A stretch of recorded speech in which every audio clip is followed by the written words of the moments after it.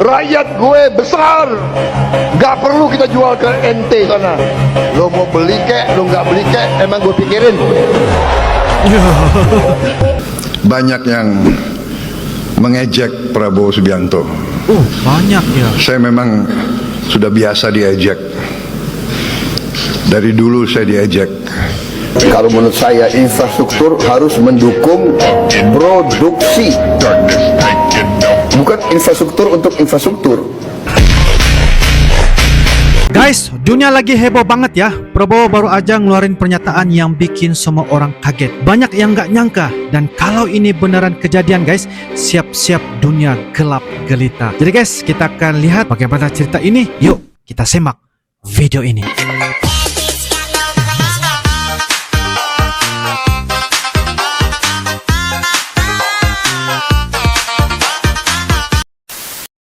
Ada profesor-profesor yang pinter-pinter kok nggak setuju. Heran saya. Profesor pinter atau bodoh, saya nggak tahu. Memang banyak yang mengejek Prabowo Subianto. Banyak ya. Saya memang sudah biasa diejek. Dari dulu saya diejek. Dari dulu saya difitnah. Sekarang pun mereka tidak percaya. Apa iya kemiskinan bisa dikurangi, ya kan? Saya mau bikin program memberi makan untuk semua anak Indonesia pun diejek. Pun ada yang tidak setuju. Ada juga. Sampai sekarang ada profesor-profesor yang pinter-pinter kok nggak setuju. Heran saya. Profesor pinter atau bodoh, saya nggak tahu itu. Eropa boykot kita. Saya jawabnya apa? Apa? Saya jawabnya Alhamdulillah. Terima kasih. Terima kasih kau tidak mau beli kelapa sawit kita. Kita akan gunakan kelapa sawit kita untuk rakyat Indonesia sendiri. Negara gue besar. Rakyat gue besar, gak perlu kita jual ke ente sana. Lo mau beli kek, lo gak beli kek, emang gue pikirin. Tidak ada negara merdeka yang tergantung makannya dari bangsa lain. Dan sekarang terbukti dengan perang Ukraina, banyak negara tidak mau jual pangan. Ada 22 negara penghasil pangan menghentikan ekspor pangan. Saya bertanya, bangsa Indonesia mau apa? Jadi tidak ada jalan lain. Kita harus swasembada pangan, dan swasembada pangan akan kita capai. Kita pernah capai berkali-kali. Ini masalah kebijakan. Saya sangat optimis kita swasembada pangan. Kita tidak boleh melindungi petani kita. Ada kata-kata itu bahwa kalau beras di Vietnam lebih murah, berarti lebih efisien kalau kita beli beras dari Vietnam. Saudara-saudara, ada seorang doktor ekonomi bicara seperti itu. Saya sangat sedih. Ini bukan nation building. Betapa tegas ya guys tentang juga keperluan beras ini.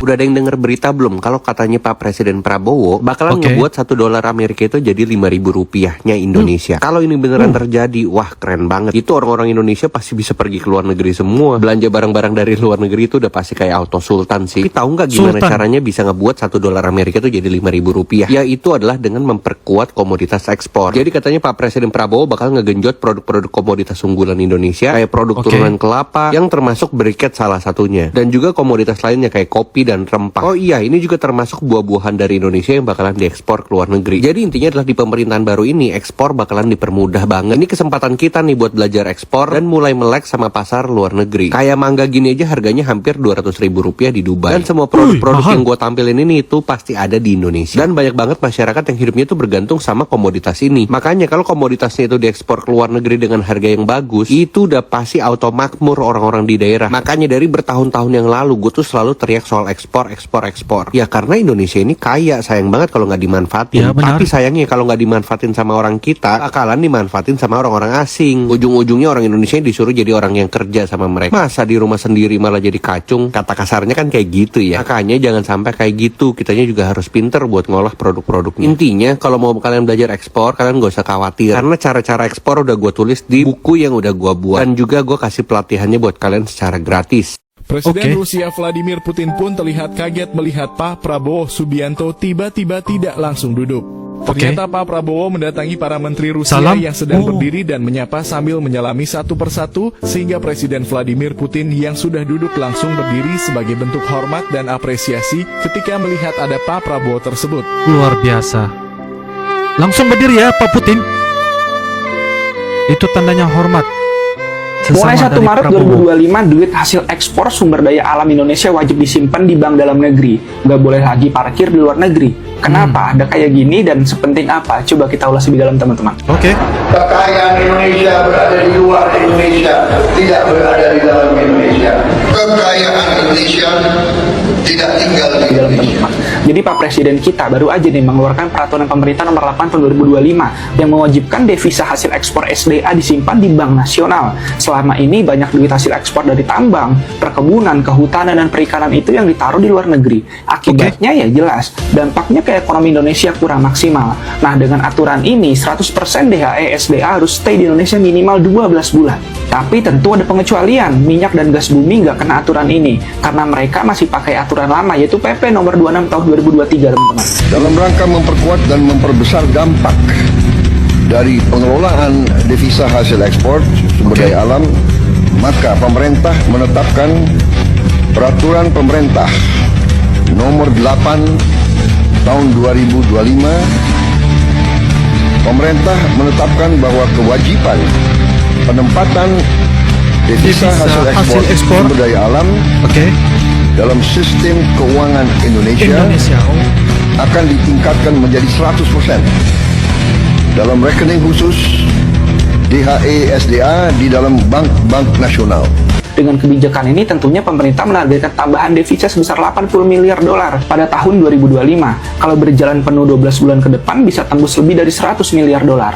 Pertanyaannya ya, apakah kebijakan ini bakal benar-benar bikin ekonomi kita makin kuat, teman-teman? Atau justru ada tantangan baru nih buat eksportir? Coba deh share pendapat kalian, drop komen ya. Share pendapat guys. Heran ada pemimpin yang bangga pinjam uang. Tapi kita bagaimana kita bisa menjalankan pembangunan ekonomi hanya dengan mengandalkan pinjam uang gitu. Apalagi pinjam uang untuk bayar overhead. Nggak ada Pak di perusahaan mana di dunia. Saya kira negara pun yang akan tenang kalau dia harus pinjam uang untuk bayar overhead. Tapi alasan pemerintah juga kan mengatakan bahwa nggak ada negara yang nggak berhutang. Benar. Tapi dia ada nilai lain yang dia bisa kompensasi. Dia ada produksi. Ya, sekarang Anda lihat sekarang kita punya produksi kan menurun, kita punya ekspor menurun, dan hutang dipakai untuk pembangunan yang sifatnya strategis, infrastruktur dan lain sebagainya. Bapak nggak setuju dengan itu? Saudara Alvito, saya sudah lama jadi orang Indonesia, ya kan? Karena kita kalau tanya infrastruktur, kita harus tanya infrastruktur itu memang penting.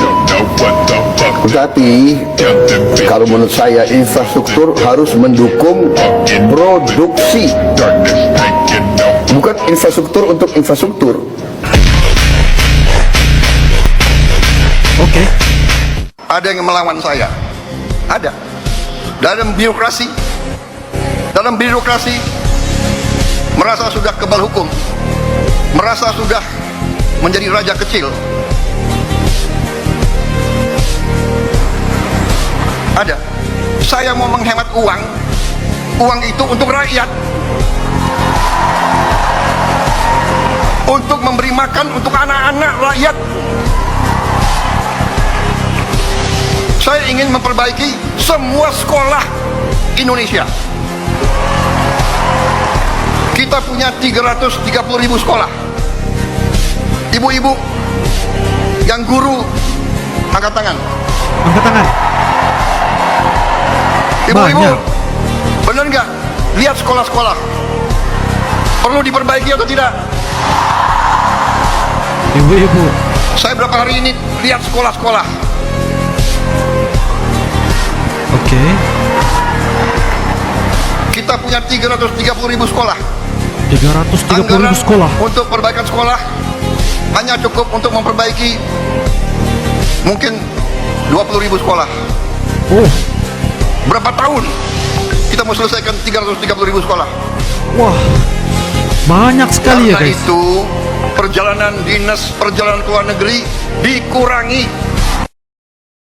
But the corruption level of my country Korupsi negara saya sangat is mengkhawatirkan. very alarming, Mengkhawatirkan. to say the Oke. least.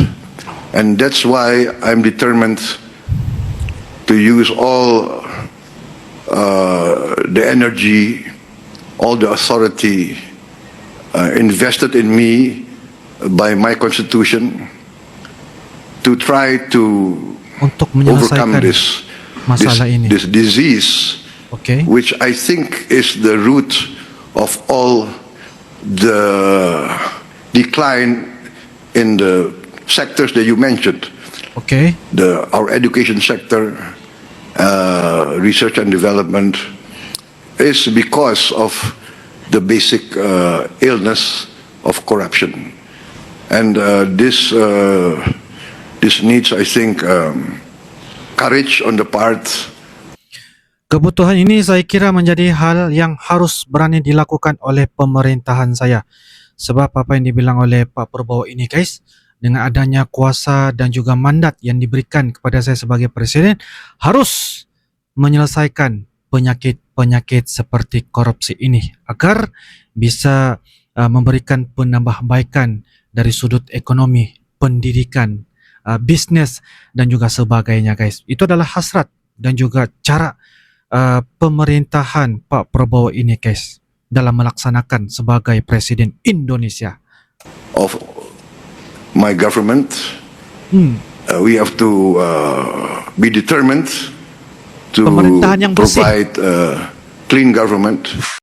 Baru-baru ini Prabowo bikin pernyataan yang langsung viral di mana-mana. Dia ngomong soal kesiapan Indonesia menghadapi tantangan global, guys, ya. Termasuk soal geopolitik dan ekonomi dunia yang makin gak stabil ini. Banyak analisis kaget karena pernyataan ini seolah-olah memberi signal kalau Indonesia bakal jadi kekuatan besar di Asia. Guys, ini bukan main-main ya. Negara-negara lain langsung ikut merespons, terutama negara-negara besar yang selama ini menguasai ekonomi dunia. Setelah pernyataan itu keluar, banyak pihak mulai memperhitungkan Indonesia sebagai kekuatan yang gak bisa diremehkan, guys. Gak bisa diremehkan, ya. Negara-negara besar seperti Amerika, China dan Rusia juga mulai memantau langkah-langkah Indonesia ke depan. Bahkan, guys, ini beberapa pakar politik bilang kalau ini bisa jadi game changer buat posisi Indonesia di kancah dunia. Kalau Indonesia benar-benar mewujudkan visi yang disampaikan Pak Prabowo, bisa jadi keseimbangan global bakal berubah drastis, guys. Di Indonesia sendiri banyak yang mendukung pernyataan ini karena dianggap sebagai bukti ya kalau Indonesia nggak mau lagi dipandang sebelah mata. Tapi ada juga yang skeptis, guys. Mereka takut kalau pernyataan ini malah bikin Indonesia jadi target tekanan dari negara-negara besar. Sementara itu, media internasional juga langsung, guys, ramai membahas ini. Ada yang anggap ini sebagai langkah berani, tapi ada juga yang merasa was-was dengan dampaknya ke politik dunia. Oke, guys, kalau dirangkum dari semuanya, pernyataan Prabowo ini jelas bikin dunia heboh. Indonesia makin diperhitungkan sebagai kekuatan besar dan dampaknya, guys, bisa terasa di seluruh dunia. Beberapa negara, guys, mulai waspada, sementara rakyat Indonesia sendiri ada yang optimis, ada yang khawatir. Tapi satu hal yang positif, guys, tapi satu hal yang pasti, Indonesia gak bisa dianggap remeh lagi. Guys, kalau kalian punya pendapat atau info tambahan, langsung aja tulis di kolom komentar ya. InsyaAllah kita akan bisa ketemu lagi di video-video akan datang. Sampai jumpa lagi. I love you Indonesia, I love you Malaysia. Assalamualaikum warahmatullahi wabarakatuh. Dadah.